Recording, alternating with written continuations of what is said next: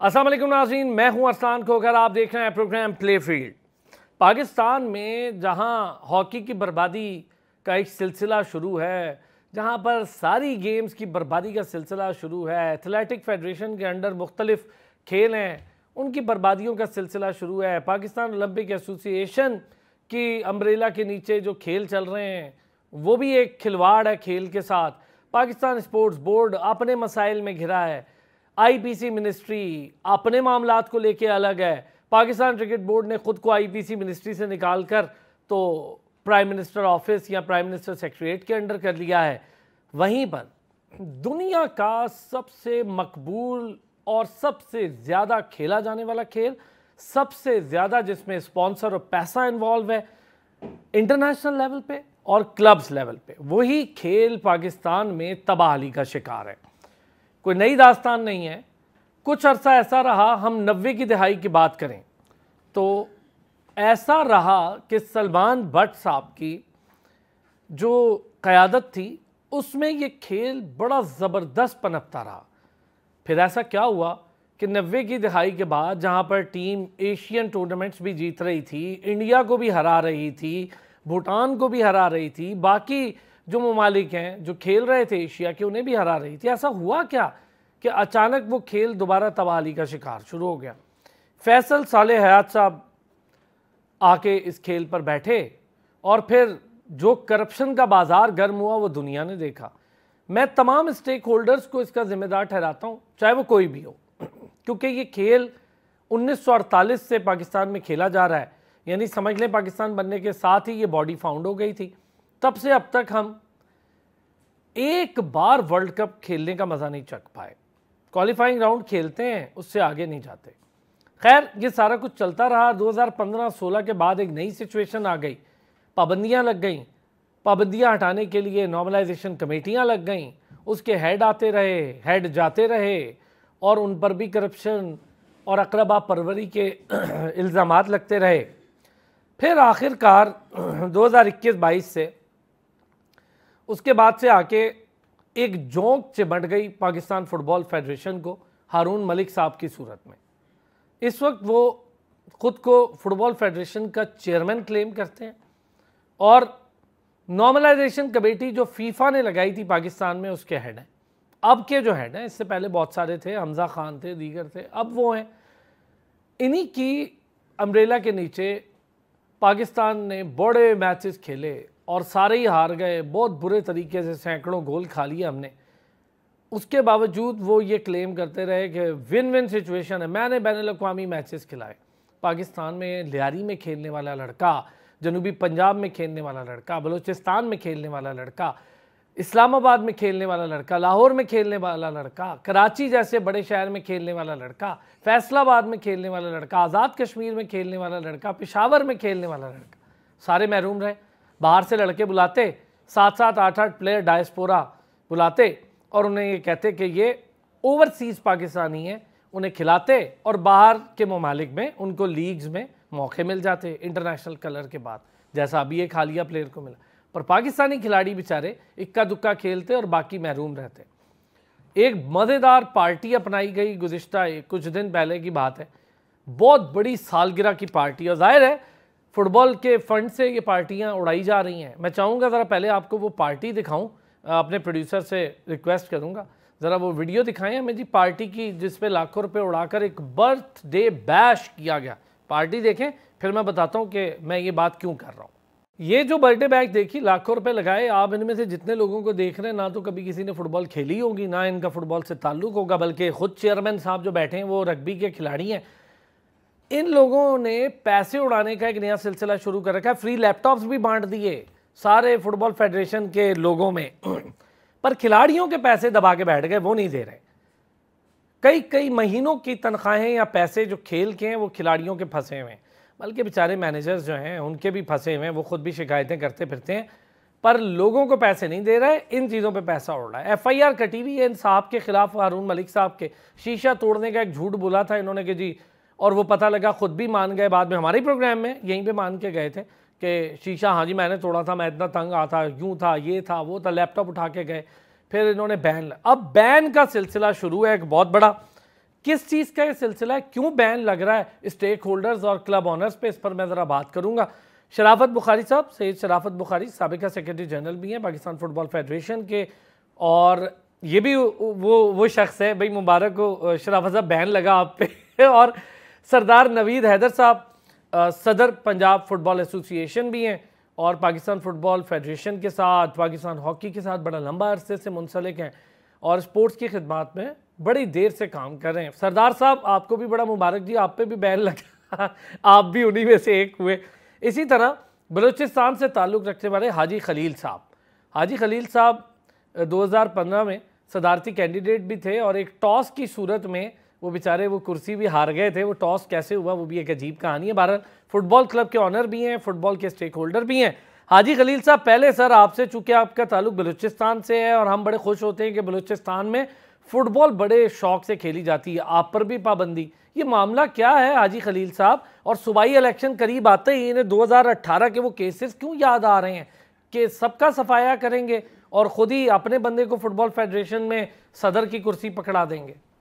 मैं आपको एक इसका छोटा मिसाल दे दूं कि इसने जो अपील का हक दिया है, दुनिया का कोई ऐसा कानून नहीं है जब आप किसी को अपील का हक देते हो तो वो मामला और वो प्रोसेस को रोको।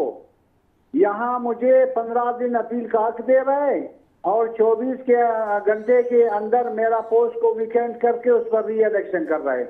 तो ये कौन सा कानून है? वो एक तरफ से आप मुझे 15 दिन का, तो ये साफ साफ मामला है कि भाई आप आउट हो। तो इस तरह का ला कानूनियत है सब जी।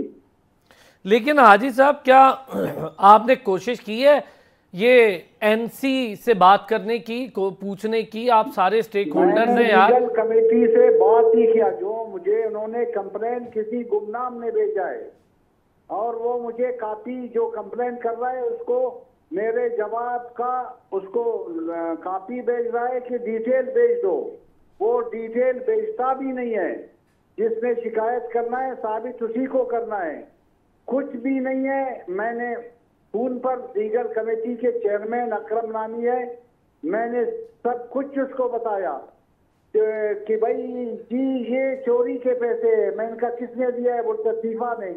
किसके लिए दिया है? फुटबॉल के। मैंने कहा फुटबॉल पर खर्च हो गए। तो फिर इसमें तमाशाइयों को भी सजा दो, इनमें खिलाड़ियों को भी दे दो, इनमें ऑफिशियल्स को भी दे दो। तो बिल्कुल लाकानूनियत अपना मर्जी है। खलील साहब, ये बताइएगा, आपको हटाकर किसको आगे किया जा रहा है बलूचिस्तान से? हमारा बिल्कुल पैनल है, हमारा ग्रुप है। तो अल्लाह का फजल है। देखे आज ही मेरे जो वीकेंड पोस्ट किया था मसूम का मेरा, तो इसके रिएक्शन में बलूचिस्तान में इतना जज्बा उभर गया है कि मैंने अपना भाई को कैंडिडेट बनाया था, उसको हमारे मस्तूम से बिला मुकाबला मुंतखब किया दोस्तों। तो यही रवैया पूरा बलूचिस्तान में इसका जो रिएक्शन है। इंशाल्लाह बलूचिस्तान में जो भी दोस्तों का फैसला आज इंशाल्लाह होगा, तो जो भी वो फैसला करेंगे इंशाल्लाह हम भारी अक्सरियत से जीतेंगे इंशाल्लाह। बहुत शुक्रिया हाजी खलील साहब, हमारे साथ मौजूद थे बलूचिस्तान से। शराफत भाई, क्या सिलसिला है सर? आप लोगों पर पाबंदियों का एक बड़ा पुराना सिलसिला है, 5 साल पाबंदी लगा दी है हाजी खलील साहब पे, चौधरी जुल्फ़िकार साहब पे, बहुत से लोग हैं, सरदार साहब हैं।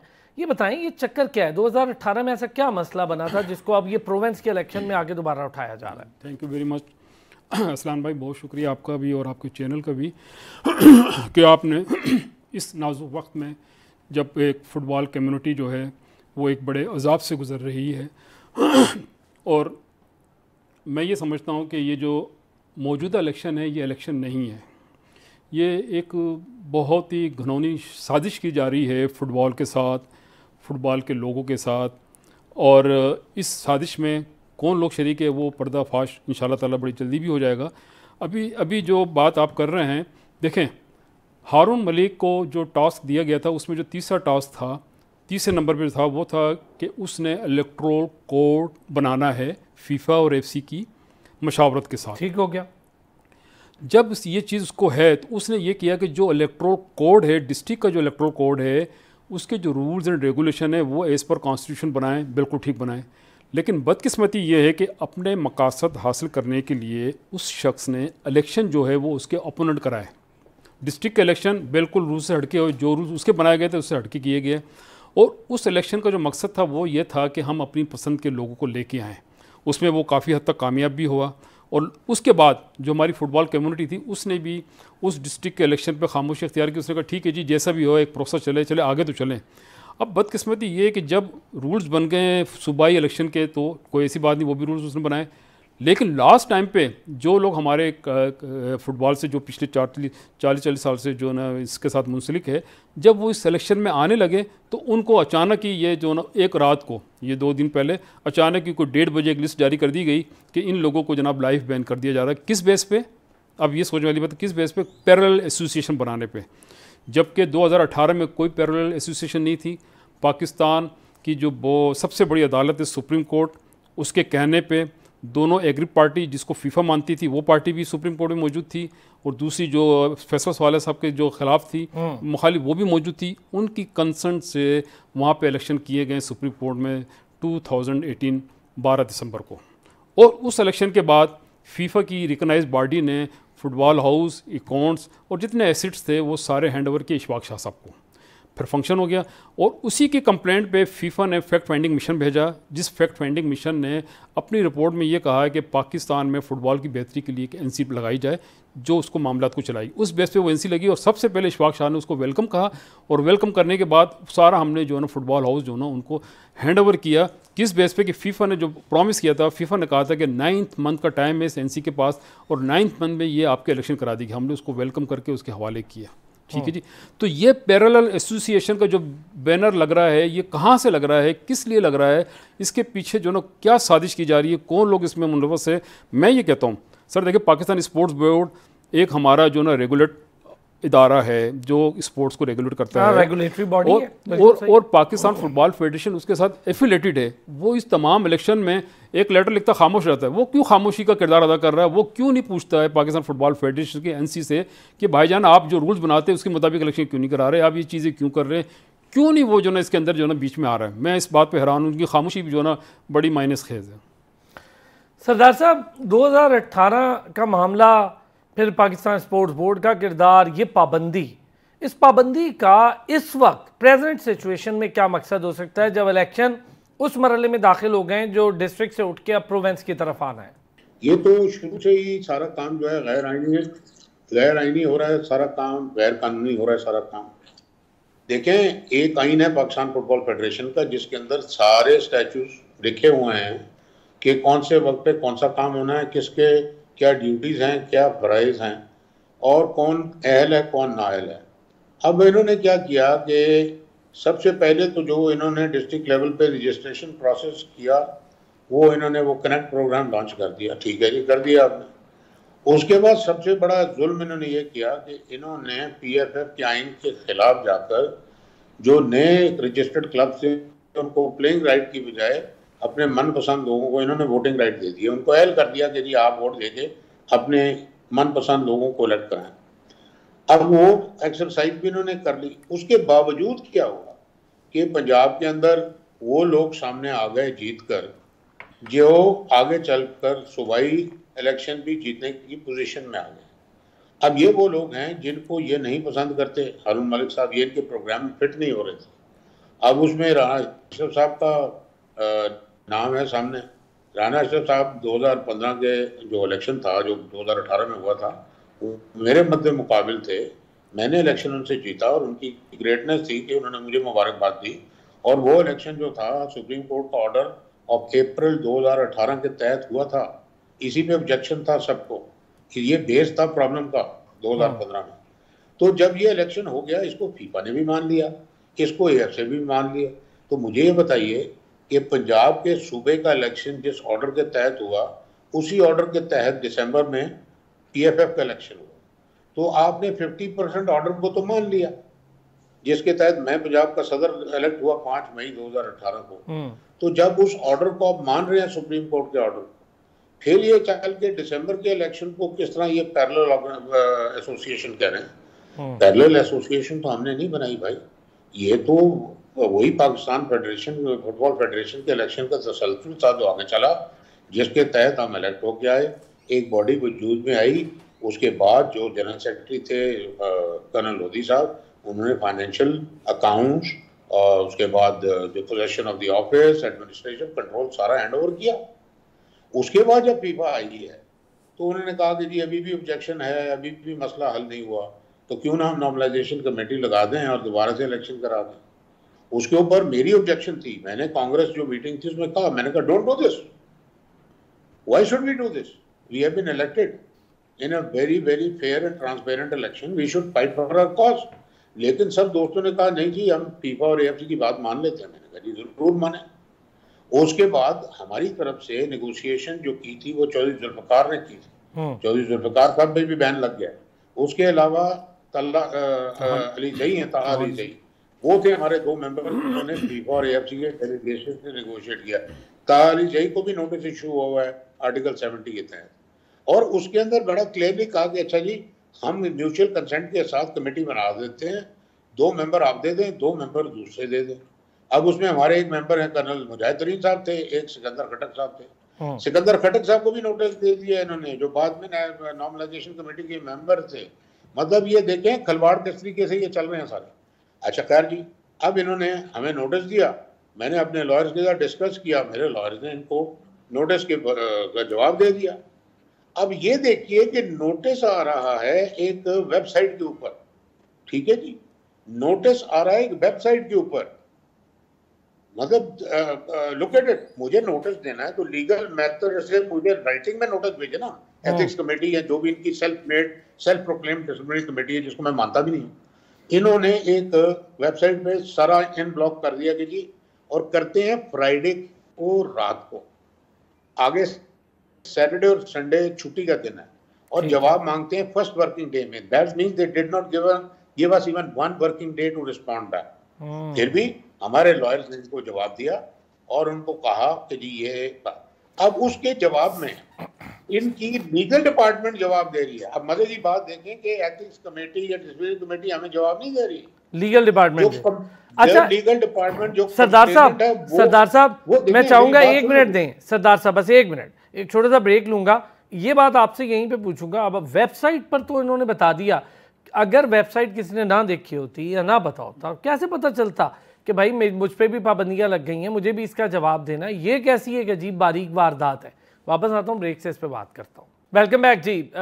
हमें ज्वाइन कर लिया है चौधरी जुल्फ़िकार साहब ने, बड़े शानदार वकील तो हैं ही पाकिस्तान में। फुटबॉल के जो लीगल मसाइल हैं उसको लेकर पाकिस्तान की जानिब से फीफा के साथ मीटिंग्स, दीगर मामलात को देखा, लीगल एडवाइज़र के तौर पर भी अगर हम कहें तो गलत नहीं है, पाकिस्तान फुटबॉल फेडरेशन के काम किया और अब भी कर रहे हैं। उन्होंने भी हमें ज्वाइन कर लिया, बहुत शुक्रिया चौधरी जुल्फ़िकार साहब। चौधरी साहब, बैन लग रहा है, कई लोगों पर लग गया, और एक ऐसे मौके पर जब प्रोविंस के इलेक्शन होने जा रहे हैं, आप भी उन्हीं में शामिल हैं।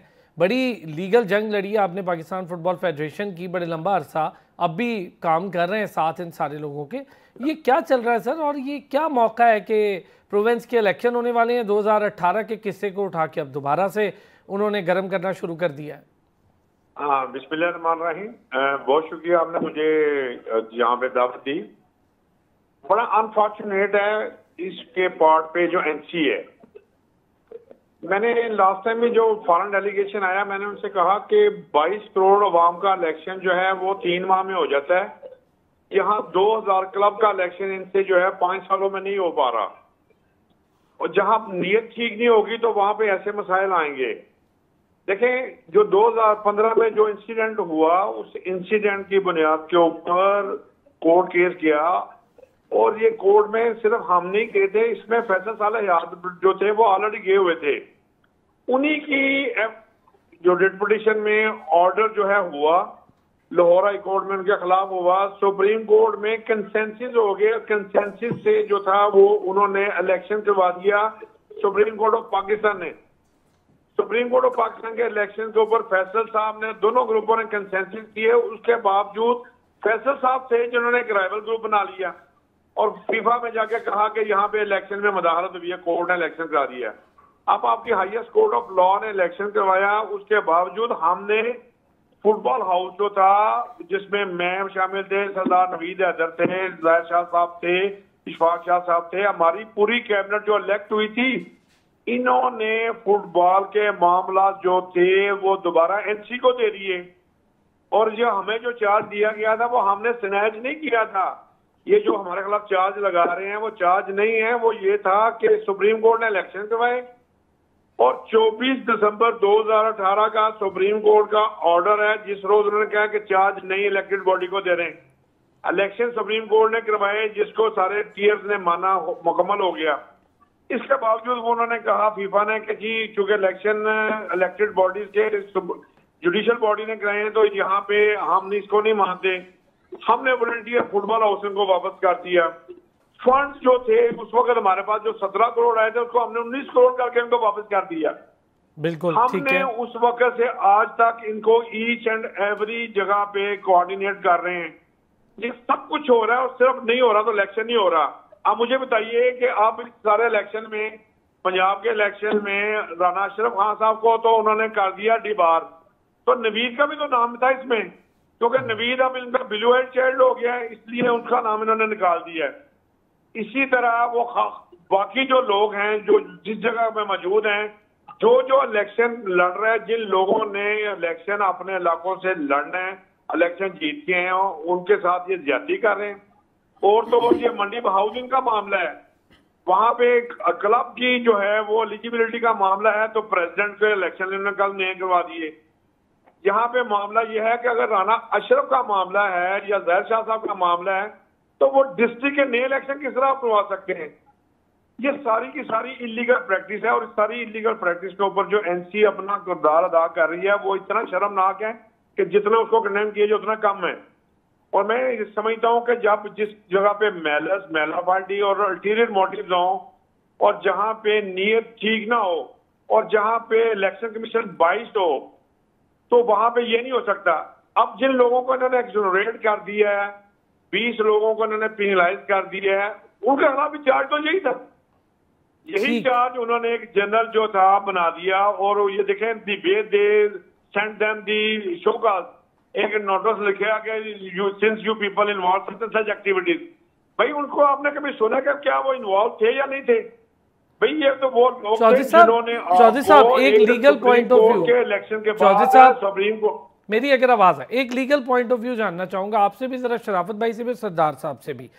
वो ये कि एक वेबसाइट पर अपडेट कर देते हैं आप और किसी को पर्सनली नहीं बता रहे कि भाईजान आप पे पाबंदी, आप पे पाबंदी, आप पे पाबंदी।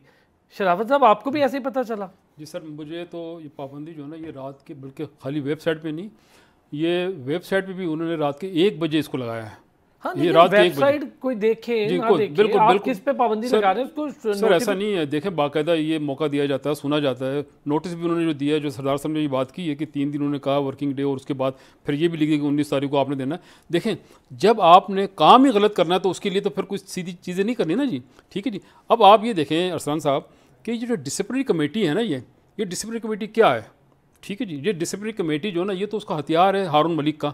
और ये डिसिप्लिनरी कमेटी जो है ना, एज पर कॉन्स्टिट्यूशन जो है ना, वो एनसी का मैंडेट नहीं है, एनसी ये बना नहीं सकती है डिसिप्लिनरी कमेटी। जी हाँ, ये नॉर्मलाइजेशन कमेटी जो फीफा ने अपॉइंट किया उसका मैंडेट बिल्कुल मैंडेट उसका नहीं है, उसका मैंडेट बिल्कुल नहीं है। तो फीफा को ये बात पता है? सर फीफा को देखें ना, फीफा को बिल्कुल ही बात पता होगी, मेरा नहीं ख्याल है, क्योंकि जब वो ये कहता है कि इलेक्टोरल कोड जो है वो फीफा और एफसी से जो ना मशावरत करके आपने बनानी है, तो उसके अंदर ये कहाँ आ गई है। हाँ, इलेक्ट्रो कोड में क्या है, ये क्या बना सकता है, ये बना सकता है अपील बोर्ड, सूबाई अपील बोर्ड बनता है। हर सूबे का जो ना अपील बोर्ड होता है जो इलेक्शन के मामलात को देखता है। इसलिए ये डिसिप्लिनरी कमेटी और अपील कमेटी जो बनाई है, कॉन्स्टिट्यूशन ये कहता है कि डिसिप्लिनरी कमेटी जो है वो जो प्रेसिडेंट की प्रपोजल पे एग्जीक्यूटिव कमेटी जो ना वो उसको इंडोर्स करती है, बनाती है और इंडोर्स करती है कांग्रेस। तो यहाँ एग्जीक्यूटिव कमेटी नहीं है, ना ये बन सकती है, ठीक है जी। कांग्रेस है, लेकिन मैं ये कहता हूँ कि एग्जीक्यूटिव कमेटी तो ये कहाँ से बन गई? इसने हारून मलिक ने ये वही ड्रामा है। अच्छा, मुझे एक बात इसमें जरा समझाएं। आप ये कह रहे हैं एग्जीक्यूटिव कमेटी नहीं है और अभी बन नहीं सकती, मैंडेट इनके पास है नहीं है। इसका ये मतलब हुआ कि जो इलेक्शन होने थे वो 2015 के इलेक्शंस को लेकर या क्लब रजिस्ट्रेशन को लेकर होने थे? सर ऐसे ही है। तो ये जो अब हो रही है, रजिस्ट्रेशन हुई है क्लब्स की, नई स्क्रूटनी हुई है, इसको लेकर जो अब इलेक्शन हो रहा है, तो ये लीगल है? सर बिल्कुल लीगल नहीं है, बिल्कुल लीगल नहीं है। इलीगल इलेक्शन कराए गए। देखें एनसी ने जो पहली एनसी लगी थी सर, उसने अक्टूबर 19 में फैसला किया है कि जनाब हम 2015 की जो क्लब्स हैं उनकी स्क्रूटनी करेंगे, उनमें हमजा खान साहब वाली, जी हमजा खान वाली, उसमें जो बोकस क्लब है हम उसको निकाल देंगे, उसकी हम जो ना प्रॉपर जो ना रजिस्ट्रेशन स्क्रूटनी करके हम इलेक्शन कराएंगे, उसमें फैसले में मौजूद हैं। एक फैसला करने के बाद एनसी किस तरह उसको चेंज कर सकती है। इन्होंने ये बिल्कुल देखें, मैं इस्लामाबाद की मिसाल आपको देता हूँ, ठीक है जी। इस्लामाबाद में जो जेन्युइन क्लब हैं 15 क्लब हैं जिनके पास राइट ऑफ वोट थे, जिनको निकाल दिया गया, उसमें से एक क्लब मेरा भी है, राइट ऑफ वोट से निकाल दिया गया। और नए क्लबों की जो है मेजॉरिटी बना के नए क्लबों को उन्होंने जनाब राइट ऑफ वोट दे दिया। उसके बाद जनाब एक ना आईएफए का कॉन्स्टिट्यूशन को ओके किया गया, ओबे किया गया, ना ही फेडरेशन के कॉन्स्टिट्यूशन को ओबे किया गया। और इस तरीके से उन्होंने हर डिस्ट्रिक्ट में कोशिश की है। काफ़ी जगह वो कामयाब हो गए, काफ़ी जगह उनको कामयाबी नहीं हुई। जब उनको नाकामी हो गई है, मिसाल के तौर पर उनको पेशावर में ज़ाहिर शाह साहब जब आ गए, उनको नाकामी हो गई है। हाजी ये खलील साहब की आपने जब देखा, ये मस्तूंग में आ गए, नाकामी हो गई, तो उन्होंने इनको दोबारा जो राना अशरफ साहब है वो बक्कर से आ गए। ये वो लोग थे जो फुटबॉल की खिदमत करते रहे, पीछे आते रहे। इन्होंने अब इनको जो नॉकआउट करने के लिए, इनको डिसक्वालीफाई करने के लिए ये नया एक ड्रामा कर दिया कि जनाब एक आदमी डिस्ट्रिक्ट में इलेक्ट हो गया, अब उसको डिसक्वालीफाई कर दिया, और उसको डिसक्वालीफाई करने के बाद रातों रात उसके डिस्ट्रिक्ट का इलेक्शन करा के एक नया जो ना वो सिस्टम बंदा खड़ा करके वो जनाब उसको नया सिनेरियो करना चाह रहे हैं। ये सर इतना बड़ा फ्रॉड है जो मैं समझता हूँ। ये वाकया 2015 में भी एक दफ़ा हो चुका है कि 2015 में भी एक डिसिप्लिनरी कमेटी थी जो फुटबॉल हाउस के अंदर बैठ के रातों रात लोगों को सस्पेंड करती थी। फैसल साले जी हाँ, उनका जब रातों रात सस्पेंड करती थी, और वो तमाम जितना अमल था, जब वो फीफा को कंप्लेंट हुई तो फीफा ने एक लेटर के जरिए वो तमाम सस्पेंशन और वो सारा जो ना नल अवॉइड कर दिया। एक छोटा सा ब्रेक, मैं ज़रा सरदार साहब से भी, चौधरी साहब से भी इस पर बात करूँगा। ये जो अभी शराफत बुखारी साहब ने बताई है सारी बात 2015 के क्लब रजिस्ट्रेशन को लेकर, और अब जो क्लब रजिस्ट्रेशन हो रही है इसका लीगल स्टैंड क्या है, इसकी बुनियाद पर इलेक्शन होने हैं, उसकी बुनियाद पर, ये तो बहुत बड़ी कन्फ्यूजन है। फिर जो इलेक्शन हो चुका है उसका क्या होगा? क्या इसको भी चैलेंज किया जा सकता है अदालत में, और अगर किया जा सकता है तो किस अदालत में, और क्या एनसी को वो बात माननी पड़ेगी या नहीं? क्योंकि वो तो कहते हैं कि हम तो फीफा से डायरेक्ट हैं, हम किसी कानून के ताबे नहीं आते। ब्रेक लेते हैं, वापस आते हैं, इस पर बात करते हैं। वेलकम बैक जी। सरदार साहब, शराफत बुखारी साहब ने बड़ी डिटेल बताई है। इस वक्त लीगल स्टैंडिंग्स क्या होंगी अगर ये जो इलेक्शन हो गया है, डिस्ट्रिक्ट का भी हो गया है, प्रोविंस की तरफ आ रहा है, तो क्या लीगल स्टैंडिंग होगी? और फिर रातों रात डिस्ट्रिक्ट के लोगों को हटाकर एक नया बंदा खड़ा करना, और फिर प्रोविंस में भी यही सिचुएशन लाना और एक नया बंदा खड़ा कर देना, तो इससे क्या मुराद दी जाए, और इसकी लीगल वैल्यू या लीगल वेटेज कितना होगा? देखिए जी, चौधरी जुल्फिकार साहब मौजूद हैं इस प्रोग्राम में। चौधरी जुल्फिकार साहब से एक बात पूछिए कि इस वक्त एक स्टैंडिंग ऑर्डर है Lahore high court Bahawalpur bench में 2020 का, जिसके अंदर नॉर्मलाइजेशन कमेटी को स्टे ऑर्डर दिया हुआ है कि they can not hold election till further order. अब उसके खिलाफ इन्होंने इलेक्शन कराया डिस्ट्रिक्ट्स में, और इस वक्त उनके खिलाफ कंटेम्प्ट ऑफ कोर्ट का नोटिस इशू हो चुका है Lahore high court Bahawalpur bench से। अच्छा। ये तो एक लीगल साइड है। इसके ऊपर चौधरी जुल्फिकार साहब ज्यादा रोशनी दे सकते हैं कि इसका आगे फर्दर मोर, क्योंकि अब छुट्टियां खत्म हो रही हैं हाई कोर्ट की, तो ये जो कंटेम्प्ट ऑफ कोर्ट है इसकी आगे हियरिंग होगी इन सितंबर। मैं आ रहा हूं उस पॉइंट पे जो बड़ा वैलिड पॉइंट है और बड़ा इंपॉर्टेंट पॉइंट है कि इन्होंने शो कॉल नोटिस इशू किया तकरीबन 100-125 लोगों को, और डायरेक्ट नहीं किया, एक व्हाट्सएप पे और एक वेबसाइट पे इन्होंने नोटिस इशू कर दिया फ्राइडे इवनिंग, और इन्होंने कहा जी आप मंडे तक आप उसका जवाब दें। अब कई लोगों ने वो देखा, कई ने नहीं देखा, हमने खैर देख लिया। अब उसके अंदर 2 पॉइंट्स हैं जी। उस शो कॉल नोटिस के अंदर एक पॉइंट यह है कि एक लिस्ट है तकरीबन कुछ 70-80 लोगों की कि आपने 2018-19 में पैरेलल एसोसिएशन बनाई, ओके। उसके बाद दूसरा पॉइंट है कि 2020 और 21 और 22 में आपने मुख्तलिफ स्टैंडिंग कमेटीज का हिस्सा बने after the takeover in March of 2021। अब मुझे ये बताइए कि ये जो इन्होंने दिया शो कॉल नोटिस, ये अकॉर्डिंग टू लॉ होना चाहिए डायरेक्टली टू एवरी इंडिविजुअल, और उस शो कॉल नोटिस के अंदर कॉज देना चाहिए कि आपके खिलाफ ये कंप्लेंट है, ये कंप्लेंट। सरदार साहब चूंकि वक्त कम होगा, सरदार साहब वक्त कम होगा, मैं चाहूंगा जरा जुल्फिकार साहब इसको रैप अप करो, बड़ा जरूरी है। जी जल्दी से। इन्होंने इसमें उन्होंने कहा कि जी आप 1 दिन का नोटिस टाइम दिया, हमने अपने लॉयर्स को कहा, लॉयर्स ने इनको जवाब भेज दिया। अब उसके जवाब में मंडे को हमने जवाब दिया, ट्यूसडे को पीएफएफ की लीगल कमेटी हमें लिख रही है कि आपके पास कोई अपने दिफा में कोई डॉक्यूमेंट्री एविडेंस है तो आप कल तक सबमिट कर दें।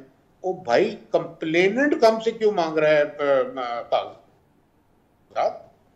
हमें तो आनी चाहिए थी ईमेल, हमें व्हाट्सएप मैसेज आना चाहिए था एथिक्स कमेटी से। एथिक्स कमेटी ने हमें नहीं लिखा, लीगल कमेटी ने हमें लिखा, विच इज इलीगल। वो तो केस कर रहे हैं हमारे खिलाफ। उसके बाद इन्होंने without hearing they have issued orders against a part list को 20-25 लोगों को शो कॉल नोटिस उन्होंने इशू किया था ना, 100+ लोगों को। इन्होंने 20-25 लोगों को विदाउट हियरिंग, मतलब हमें बैन कर दिया, ना तो बताया गया हमारा गुनाह ठीक क्या है। अच्छा सरदार साहब, बहुत शॉर्ट टाइम है, मैं चौधरी साहब का व्यू लेना चाहूंगा।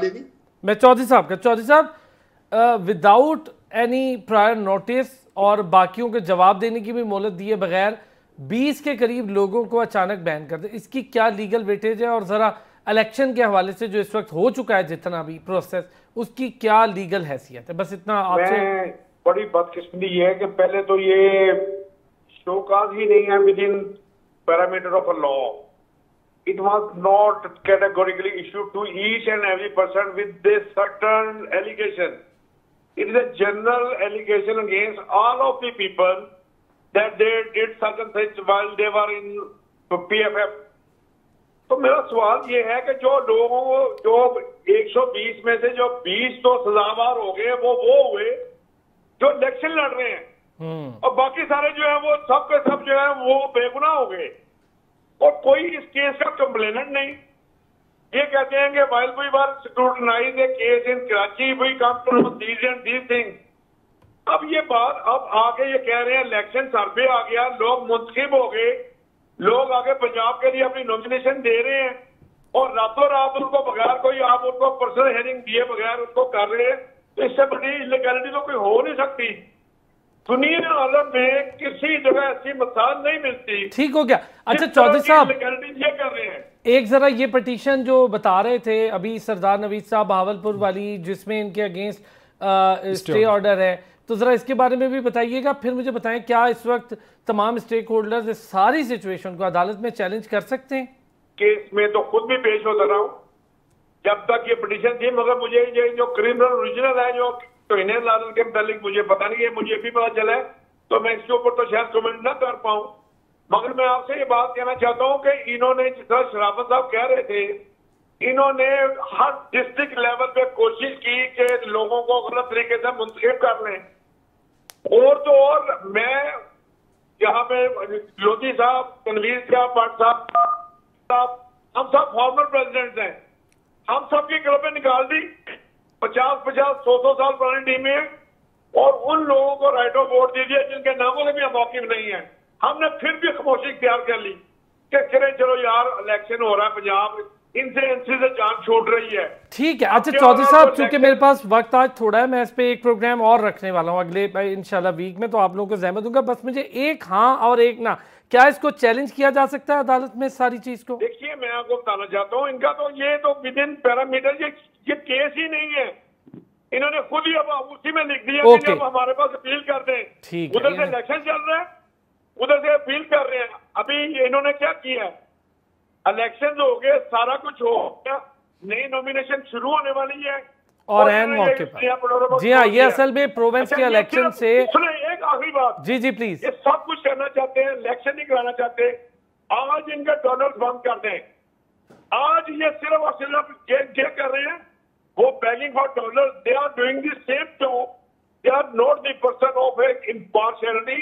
Rather, they are doing so much illegality कि पाकिस्तान की तारीख में ऐसे सेम इलेक्शन नहीं होंगे। Understand sir, thank you so much. Chaudhry Zulfiqar Sahab, Sardar Naveed Haider साहब, आप तमाम लोगों से एक रिक्वेस्ट, और शराफत बुखारी साहब, अगले वीक हम इस पर ज़रा डिटेल और प्रोग्राम रखेंगे, इसकी शक्ल भी निकल आएगी मंडे के बाद। तो बहुत शुक्रिया आप तीनों हजरात का, और नाज़रीन आपका शुक्रिया। फिर होती है कल आपसे मुलाकात, अपना ख्याल रखिएगा।